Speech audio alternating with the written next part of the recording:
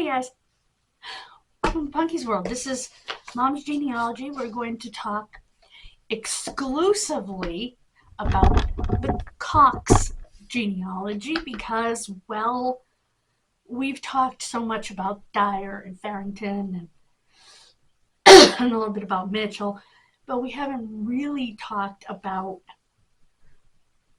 the Cox side. I've mentioned, Jan's genealogy and such. I found some interesting stuff. Now, John Cox and Mary Lawrence were the original Coxes in Maine. And Mary Lawrence was said to come from the Lawrence Townley estate. Lawrence-Townley, two different names. Well, I found, because we had learned about it being a scam, and I found it's Lawrence Chase Townley, by the way. Very different names. The actual book about the scam, well, not scam, fraud, kind of the same thing. And it was only $8 on Amazon, so I threw it in my cart. Because Mom would have wanted that book. I also got a free book about it and another free book about Coxes over on Google Play Books. So getting free genealogy videos over there is pretty easy. When you see like a really old genealogy book that's like way out of print, you can usually get it over there. All you gotta do is type in what it is. Apple doesn't have those kind of books in their book library. At least not that I found.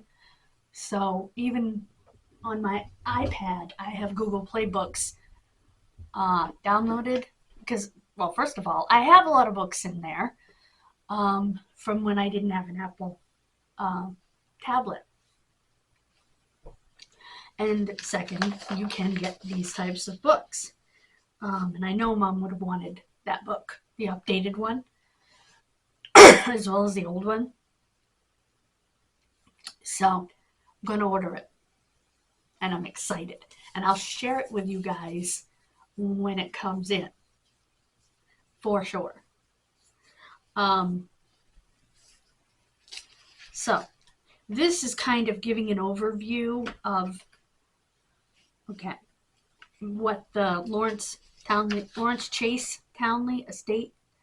The Lawrence Chase Townley Association, now considered fraudulent, were formed in the United States and Canada in the mid and late 1800s. Members of the Lawrence, Chase, and Townley families were approached with a story about a family estate in England, originally belonging to Sir Richard Townley, to which they were entitled and invited to subscribe to a fund for the prosecution of its rightful claim to that estate. While a Townley estate did exist in England, there were no absent heirs and therefore no claim to be made by American or Canadian Townley descendants. And it was a long-running hoax.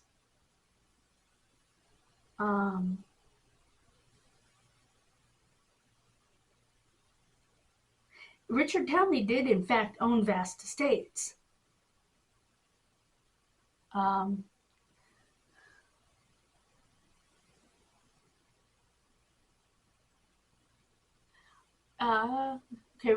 Richard Townley, the ancestor of Townley of Lancashire, owned vast estates which descended through several generations to Richard Townley of Townley Hall, who married Mary, the daughter of Lord Widrington, and had 2 sons and 2 daughters, viz. Mary and Dorothy. Mary married John Lawrence, and Dorothy married Sir Francis Howard. Afterwards, Lord Effingham, who owned vast estates in Corby, including the famous Corby Castle. Mary Townley and her husband John Lawrence immigrated to America about the year 1713 and died in Massachusetts, leaving 1 son.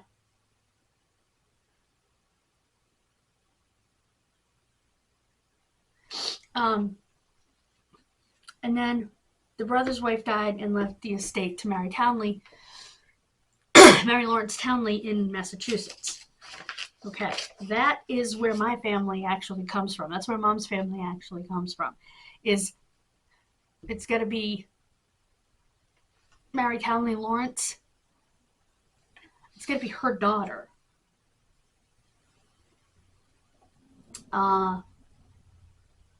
When Richard Townley, the father of Mary Lawrence, died, his will was proved and recorded at Doctors' Commons in London on 10 October 1735, leaving his widow surviving. The latter died in 1740 in England by will to her two daughters, Mary Lawrence, and her heirs in America, Dorothy Howard of Corby Castle, England, and to their heirs at their disposal.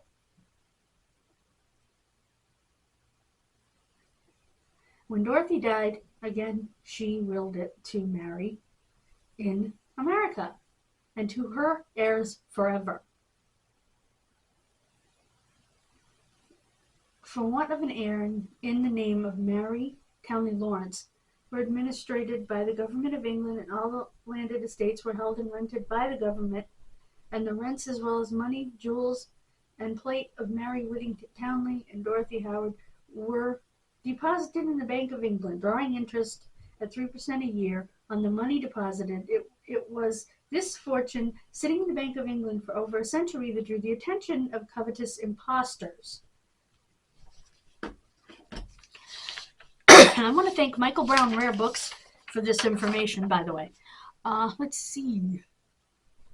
After the death of Colonel John Townley and Richard's main line of descendants, British Parliament devised Townley Estates Act, which divided the estate among 7 heirs. Several of the Lawrence Chase Townley Association sought to challenge the distribution. It was published in 1888 to debunk the myth of the Townley estate. The association continued their activities until after the First World War. Holy Moses.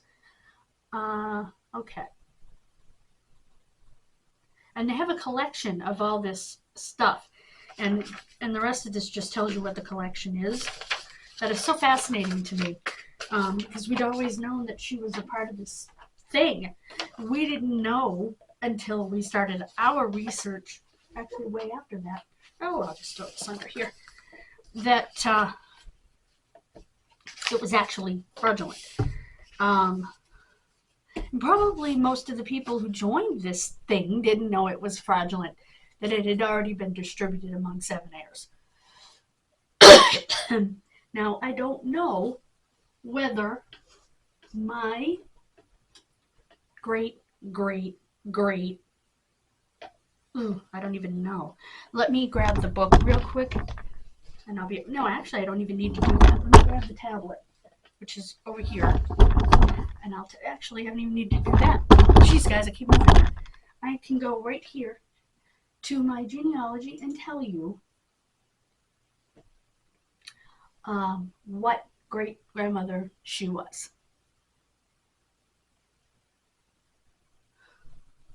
Now, she was a relative of these people with 100% certainty. There's no question about that. Did I open 2 of these? No, I did not. What the heck? Why is my ancestry signed out? Hey. Don't not respond me. Thank you.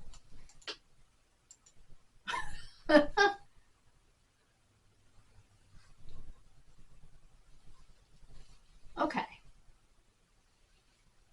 Okay, Cox, Mitchell, Dyer, Wilson, tree. Let's go to the tree and get Mary Jane Lawrence.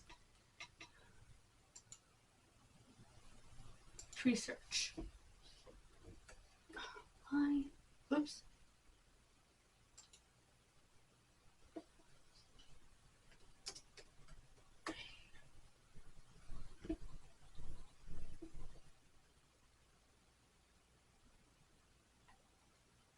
There it is. Okay. Oops.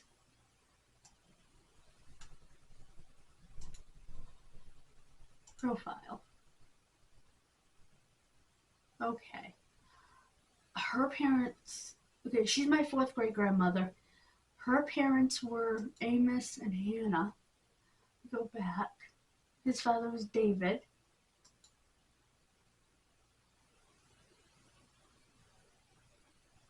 Alright, I need to go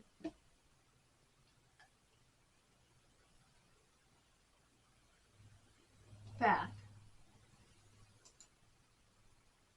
I'm gonna find it. Alright. What does this say? View profile image. It's a document, so it will help us out here.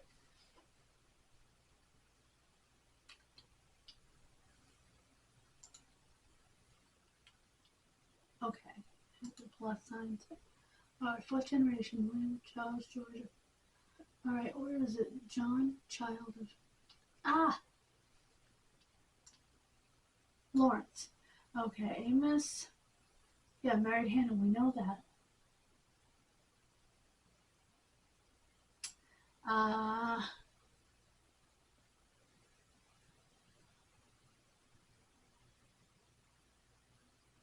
Annals of the town of Ware. Okay. Huh. Doesn't help. I will connect her though, because I know she's connected to that family.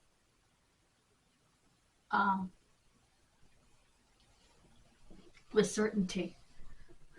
So, oh, you know what? Let me look at the hints. I might have another generation going back. His parents were David and Elizabeth.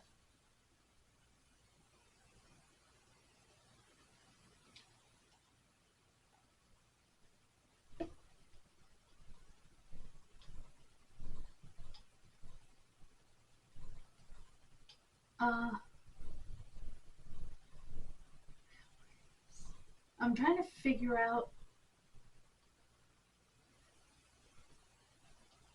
Okay, there's Amos, Lawrence, and Hannah Daniels.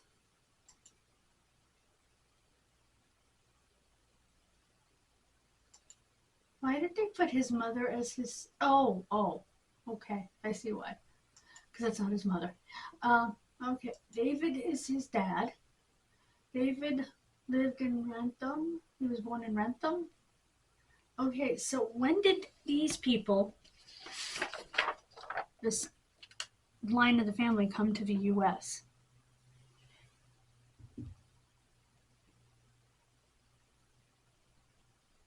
(1713). Okay, that makes sense.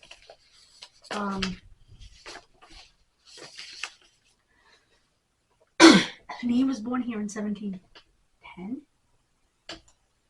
So he's got to be their son.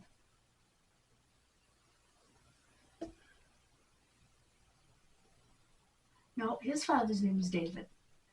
Okay, there's got to be a link, and I'll figure it out. But moving on, I'll update you at another point when I find the link. I'm actually going to work on that today. So let me put this, let me write on this. Whoa. Okay. Find link to Mary Jane. Okay.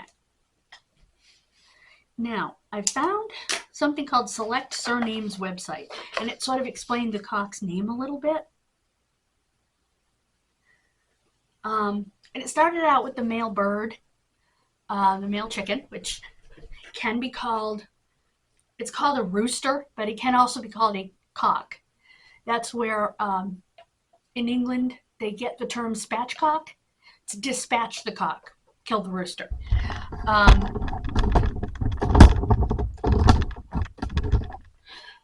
So,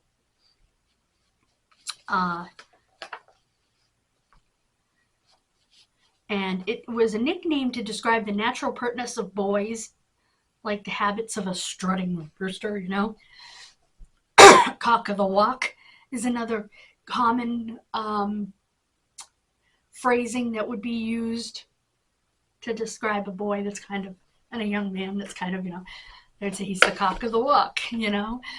And that's where the name started. And as time went by, and it was used more and more for boys and servants until it was firmly established as a surname. As with most Christian names, a final S was frequently added,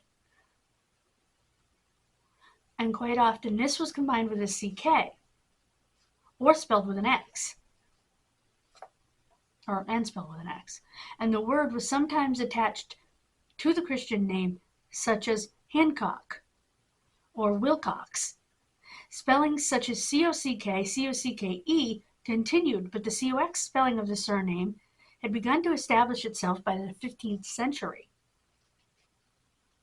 Other origins of the Cox surname have been suggested and may have been applicable in certain geographic areas. Now, I took a picture of the coat of arms, which what I'll do is I'll use that as the thumbnail for this video.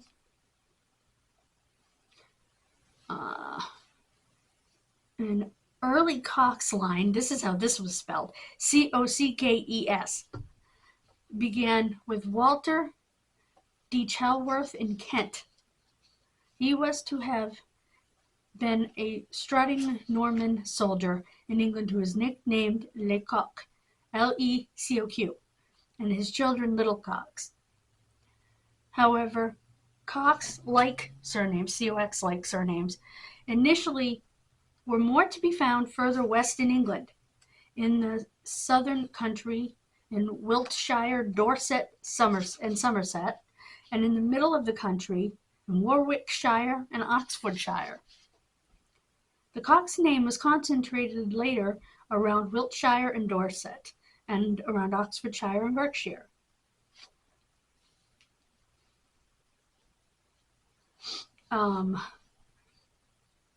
Southwest England had K-O-C-K-E-S, and of course London had some Coxes as well. And there was Scotland, Ireland.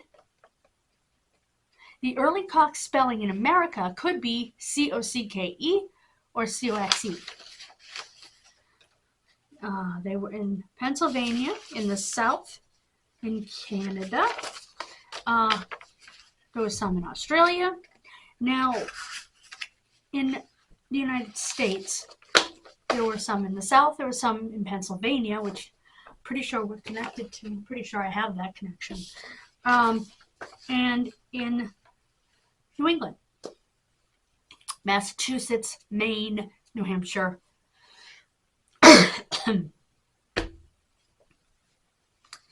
There is a story here, and I'm not going to read the whole thing because, as you can see, it's it's kind of big, several pages. Let's see. Yeah, it's 8 pages. So I'm not going to read you the whole thing, but it starts off. He's pleading for money.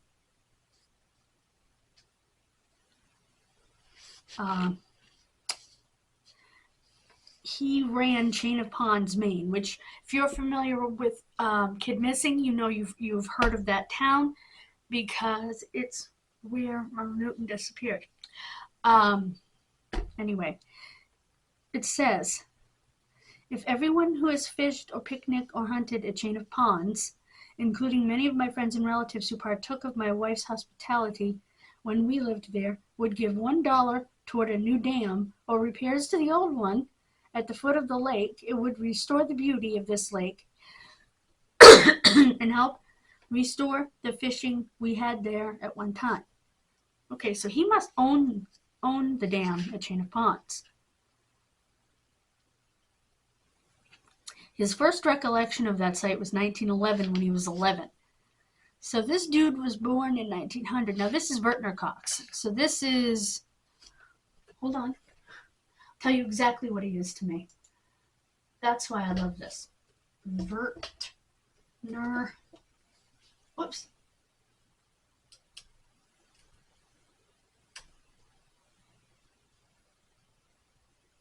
I know I have Vertner Cox here.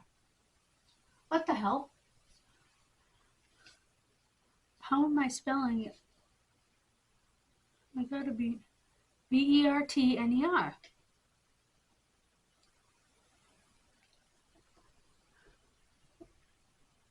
Vertner. Why am I not getting Vertner Cox? Okay, that's weird. I know it's here. But anyway.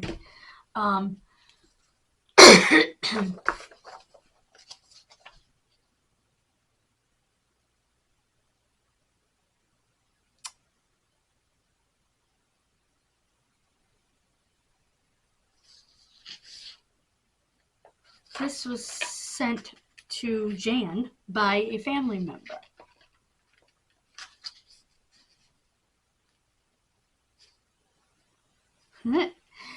And he remembers the fishing and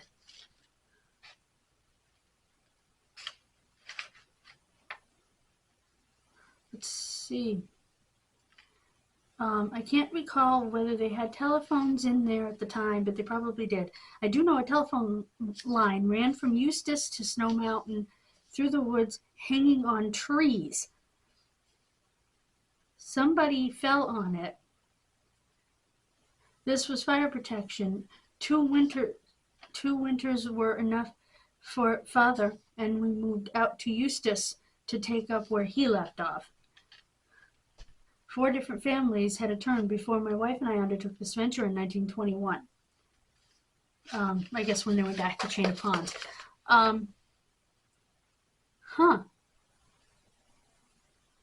They raised pumpkins and squash. Yum. And he's talking about the help that he hired to help with the camps, Chain of Ponds and stuff. Sheepers. I didn't realize as I was researching that case that my family owned the campground up there. That's insane. Mom didn't realize it either. I don't know if either one of us ever actually read.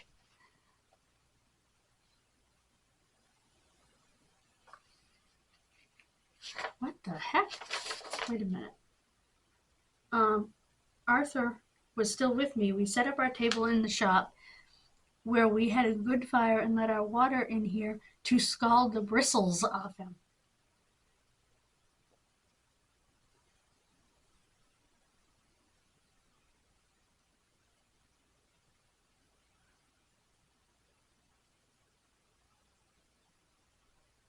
Oh, for the hog. They killed a hog just before Christmas. And they were scalding the bristles off him. Which is one of the ways that they would, get the pin feathers, or the little feathers, after they pluck the main feathers off of a chicken, is they would singe the pin feathers, the little tiny feathers. Underneath it, you couldn't really pluck. They would singe them with fire. So, it's kind of the same idea.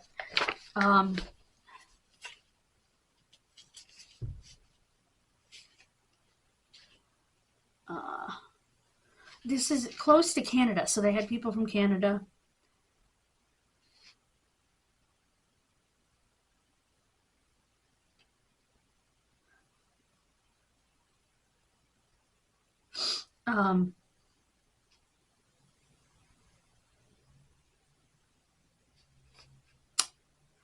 He traded for a horse, and he had to shoe it.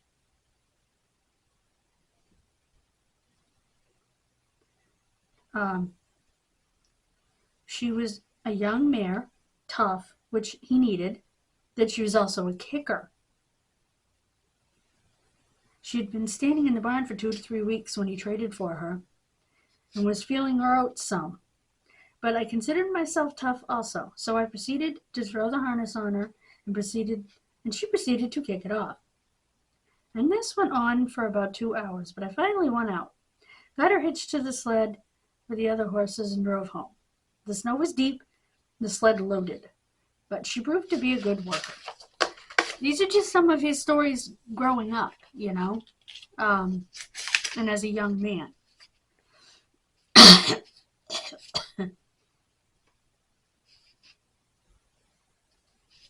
And Eustis and Stratton. I know we lived, a lot of my family lived in Eustis and Stratton, but Stratton's a part of Eustis.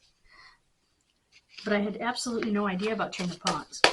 So that's amazing. What did you have for emergencies? Let me see, because that's up in the middle of nowhere. A foot without a shoe could not last long without breaking, and you would have a lame horse.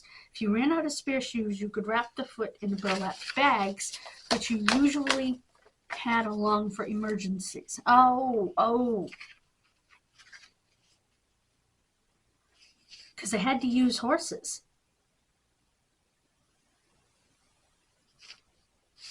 Okay.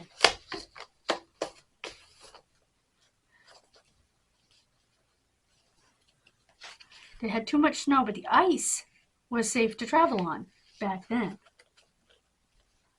The wind would pile the snow as high as 20 feet. For those of you not familiar, what he's talking about there are what we call snow drifts. If you're not from a place where it snows a lot, New England, Canada, upper Midwest, those areas, you might not know what a snow drift is. Drifting is literally pushing by the wind. That's literally what it is. It's snow being pushed by the wind. And it can create, if I can get the word out, some pretty strange distribution of snow. Blizzard of 1978. The snow drifts were in the front yard, where I showed you the big parking lot in between the two houses on the inside, my house and the middle house. Well, that parking lot was loaded. It was feet and feet of snow. That backyard where I showed you, where my swing set was and all that stuff, that was later. Wasn't there then. What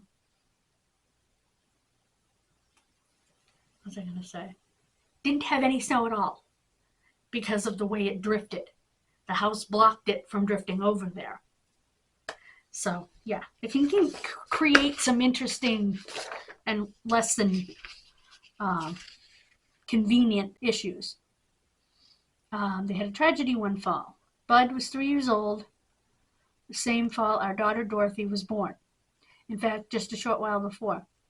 The club had built a big scow to haul the gravel and rocks on, and they built the dam. The horses hadn't been doing much work for a couple of weeks, and they were pretty frisky. I got the chain hooked to the scow. I think it's some kind of I'm not sure. Let me look up that word. I want to say it's some kind of a plow type thing, but I don't know. S-K-O-W. Oh, shut up. I don't want the Urban Dictionary.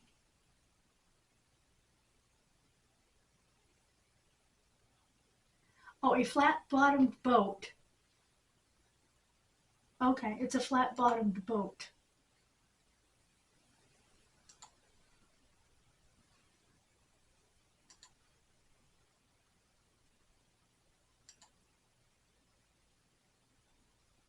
Wait a minute. Before I do that, let me make sure that this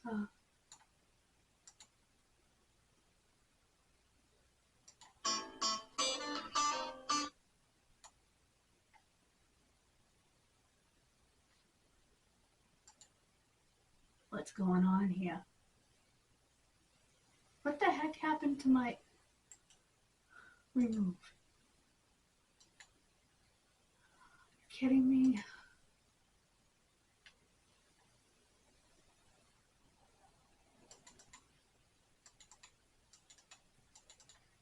One. I don't know why I did that. Two. One. Two. Get messed up. Now, produce. I must have done something and messed it up. Start. Anyway, it's a boat. He said there was a tragedy. Let's see. Asked me to, okay. They asked me to haul it out before the pond froze over. So he took the team.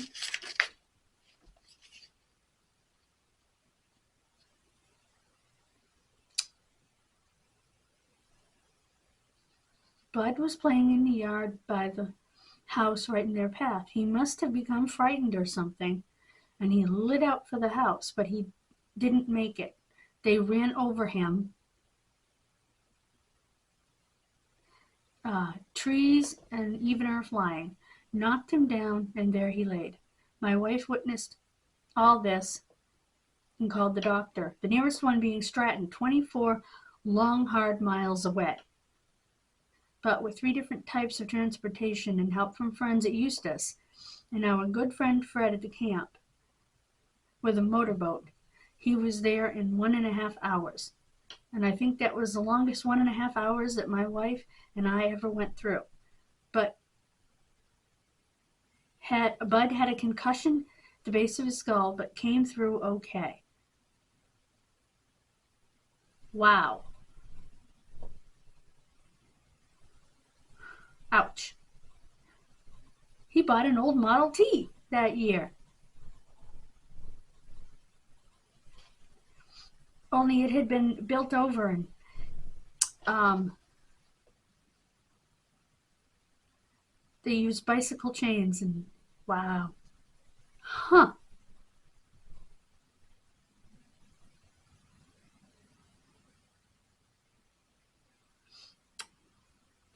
Now, so they basically were the caretakers of Chain of Ponds. So that's so interesting. 4 big brooks run into Chain of Ponds. Huh. Wow. So that's some of the stories that one of my ancestors told about Chain of Ponds. I need to take care of that. Okay. Oh, we already did that. So, which I found interesting. I also find it interesting that, excuse me, we had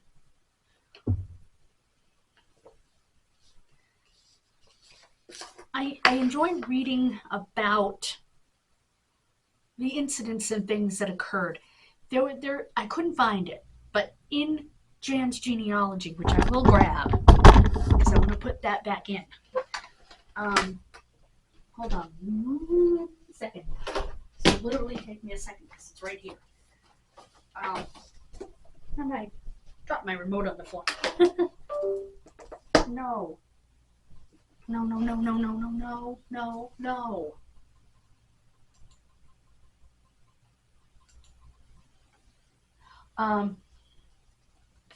It's page 58.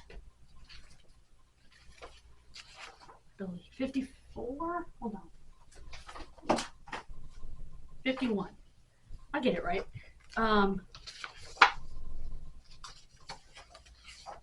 Page 50. And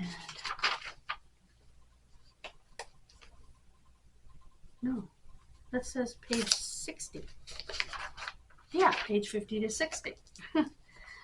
A story about a baby in here somewhere that fell. His mother had heated up some water, and I think it was a heat, and put it in a bucket to mop, in the mop bucket. And he fell in it, was scalded and drowned. he died. Stories like that are very sad, but also interesting in the sense that you there. I'll keep you over here. I need that.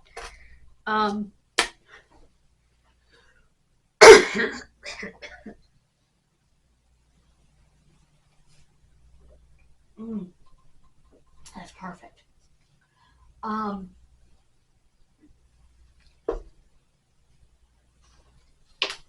To know, gee, this is what happened to this person, you know. I'm always interested to know when I see that a child died at 2 years old, what the heck happened? Sometimes you figure, oh, well, they died of like the flu. You know, if you had someone die between 1918 and 1920, they probably died of the flu, you know? Because there was a very bad flu pandemic at the time. And 100 years from now, our ancestors will be doing genealogy related to this time period, and they'll know that chances are, if their ancestor died in 2020, their ancestor died of COVID-19.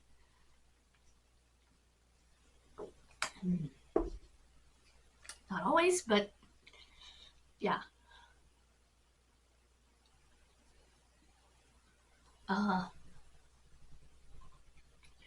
You know, when I was talking about my mother's pet cases and whatever, and telling you about the prep, I can't believe that got messed up and I had to re-edit it. But anyway. What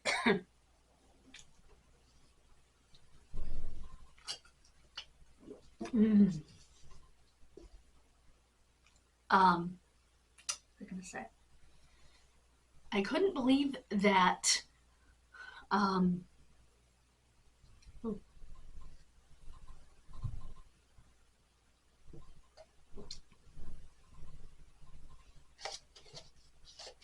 well, this is where you cut. Anyway.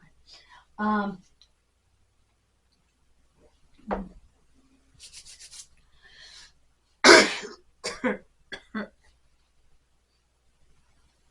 don't remember where I was going with that. I can tell you another genealogical story. My mother's uncle, who was the oldest child, his name was... Let me search for Edson. Whoops. No. I didn't mean to do that. Tree search.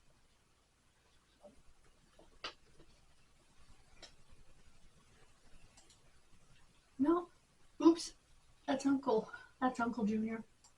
The oldest child was Kenneth.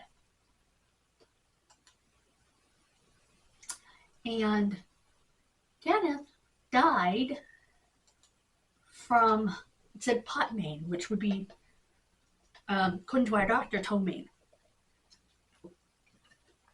Poisoning. And it said, it was handwritten in on his certificate that he was given an ice cream, which would have been homemade, in one of those big old wooden, you crank it, you pour it, salt and ice in the outside, and then you crank it by your hands. And was poisoned by it. Now, there are a couple of ways that can happen, according to my mother's research. If the ice cream maker if the pot itself wasn't cleaned well enough, which I would think it would have been because they froze it somehow.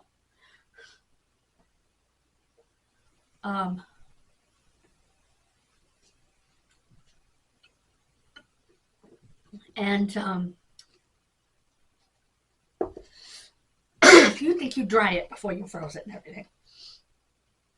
Or the ice cream became contaminated, which with homemade ice cream back then, that was common.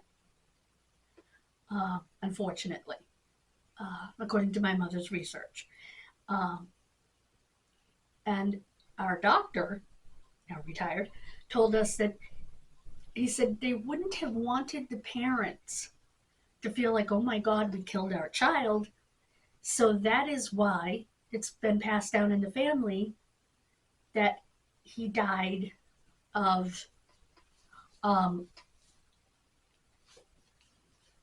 because it had been told to all the kids, it had been told to my mother, oh, excuse me, that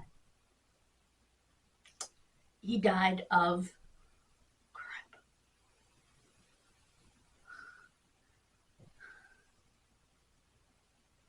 brain infection. There are vaccines for it now. Why can't I think of it? Why am I drawing a blank?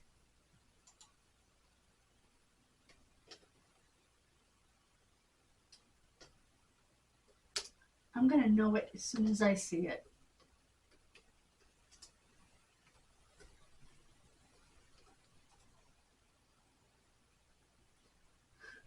Meningitis. That he had died of meningitis. And our doctor said, well, that's not uncommon for them to tell the parent something like that. Now, he was 10 months old when he died. That was in 1917. The following year, see, he died in December, and Uncle Junior was born. Oh my God. Oh my God. Wait.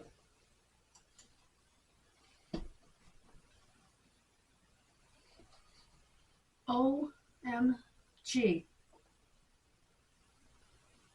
He was born, Uncle Junior was born exactly a year to the day that Uncle Kenny died. Wow. A year to the day. That's nuts. Mom, did you realize that up there in heaven? It was a year to the day.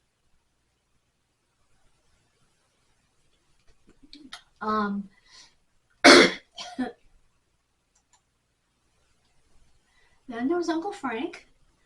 Then there was my grandmother. And there was Aunt Maud, Mayvilla Maud. I think Mayvilla is a gorgeous name. And Uncle Ronald. Now, and they were born in 18, 22, 30, 32, and 35. And they died in 72, 09, 17, 18, and 12. Now, I think if I'd had a girl, her middle name would have been Mayvilla, because I just think it's gorgeous. Now, would I have given it to her as a first name? No, because it's not common. It doesn't sound like an old lady name, but it's not something that you hear often enough that I would be afraid that my child would be picked on for a name like that. So, no, I wouldn't do that, but I would do it as a middle name. You know, like,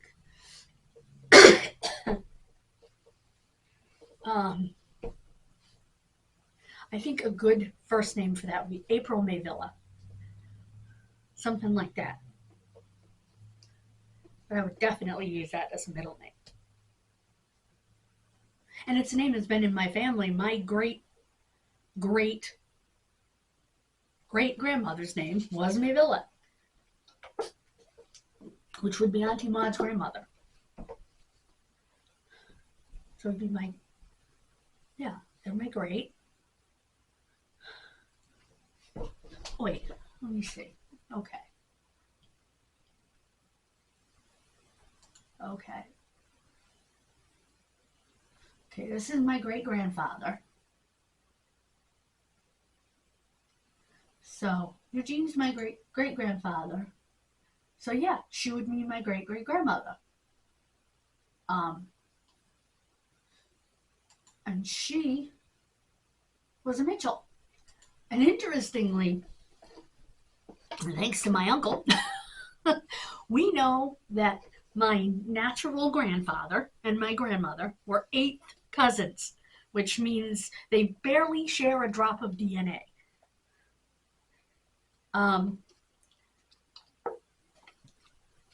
It's just when you are doing genealogy and the two trees start to mix together, the roots start to look like this and the branches start to look like this. And it makes a mess, as you can see. It makes a royal mess. That's the only issue, really. There's no issue of, oh my God, they're cousins. Yeah, 8 cousins from a zillion years back. You know, their relatives were related like 300 years ago. So yeah, we won't be worrying about that. And interestingly, or sadly, my grandmother, a Cox, Fleda Cox, whose name was supposed to be Frida, but it was misprinted on her birth certificate, so they went with it. They called her Fleda. They told her years later, and she relayed it to her children, but well, I have another cup of tea. Because that hit the spot. I'm going to have my chamomile vanilla.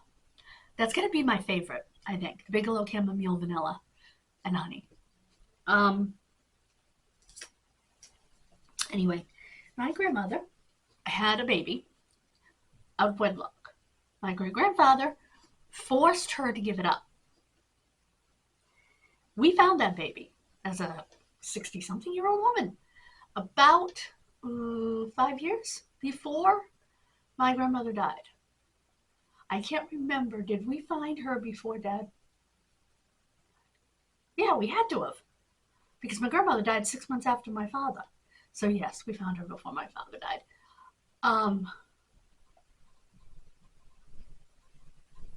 But he hadn't been well enough to travel to Maine in years.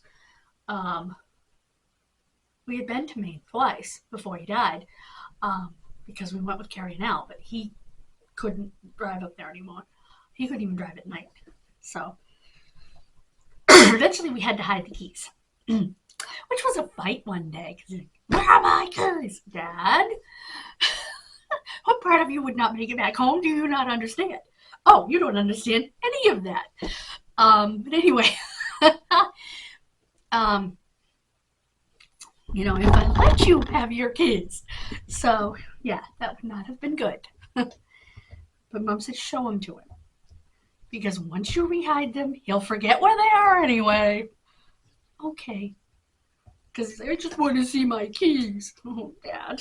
Oh, Dad. Anyway, I love you, Dad. And, so yeah, what was I going to say? You know what? I think I'm going to move the cards to that doorway because that's wood and they'll stick better. I think that's going to be my next video because that's how Mom used to do it. So I think that's what I'm going to do. I think I'm going to do another video because it's still too early to prep that veg. So that's what I'm going to do. I just decided as I'm looking around at a mess of cards. Anyway, as I was saying, I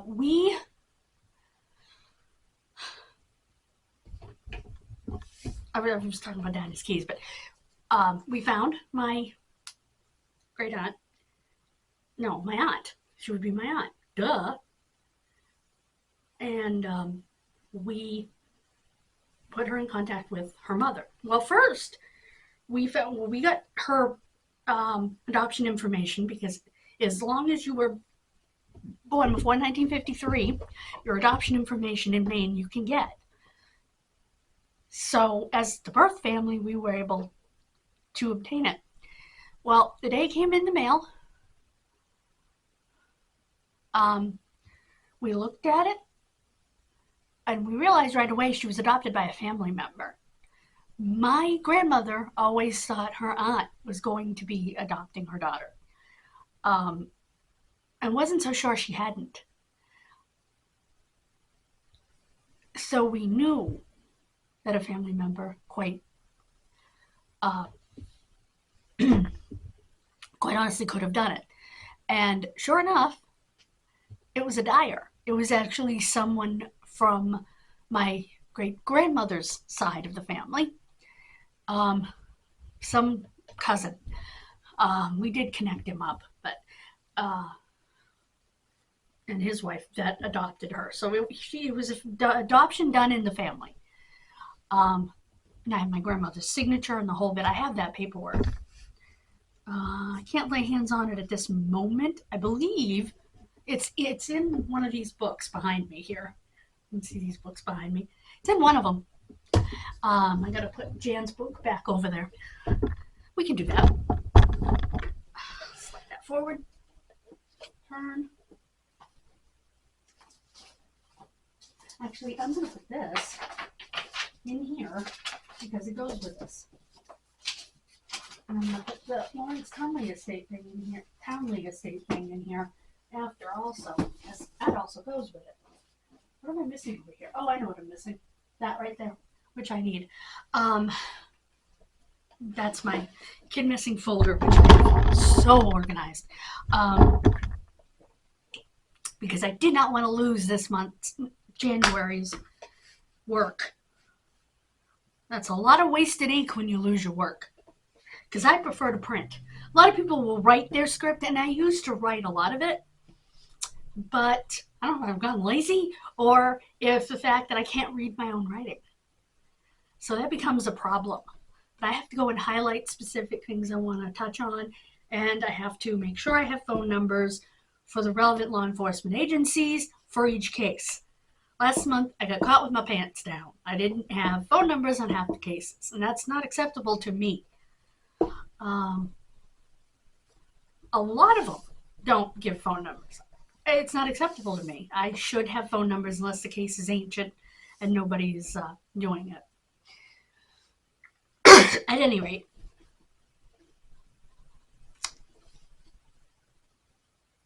holy Moses. Really? Wow. I was just looking at the time on here. That can't be right. Can it? Have we been talking for an hour? But anyway.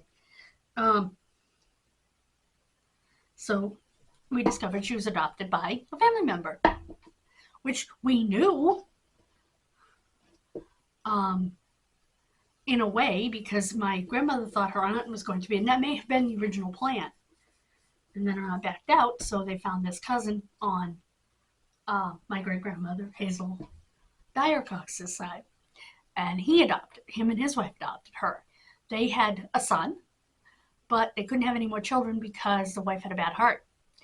And so they adopted her. I found the brother. I called the brother. And she's been looking. She'll be so happy. And they gave me her number. And I called her. I said, and ironically, here's the irony. Now, my grandmother had named her Elizabeth Ann, which is what she named her youngest daughter, which is why she was so close to her youngest daughter. That's why she was Princess Elizabeth, as the older girls called her. Specifically my mother. And, what was I going to say? But her, oh, no. Are you kidding me? What the hell? Why did it do that again? Cancel. Yes. Let me go back here and make sure. Come on. I can't believe it did that again. What is going on with this card? Anyway, that is the second time I've lost it. And now, of course, it's doing the not responding crapola. Wait. Thank you. Import media files. Come on. Good Lord. Anyway, I need your help here, Lord. I need to step away from the computer. But anyway, this one's going to take a while. Not this one here. This one here will be quick. The one that we're actually in the middle of will take a while. We're almost at the end. I promise. Start. Now stay away. Take this over here. Stay away. Just stay away. Anyway, so she was thrilled. And she did become close to her mother and to Auntie Liz. But here's the irony. That's what I was going to tell you. The name she was given at adoption was Susan. Okay?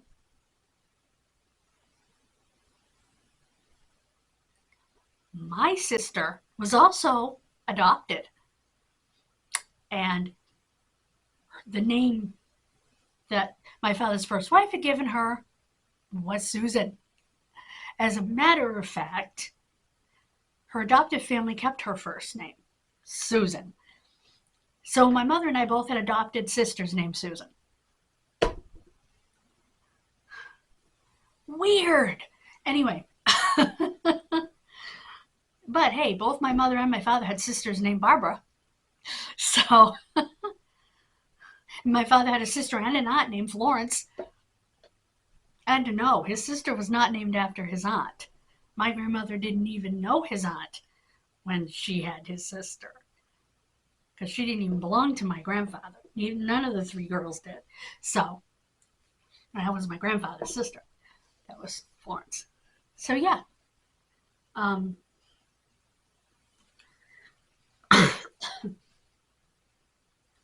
So, yeah. I had an Aunt Barbara on both sides. But my dad called his sister Pola, as we mentioned in previous videos. Anyway, I'm going to close this video out because it's getting long. Thank you so much for joining me. I hope you learned so much. I know I did in my research last night. And we'll be back to hang Christmas cards. I will see you then. Have a wonderful rest of your day. God bless you. Please subscribe. Thank you so very much. Bye-bye.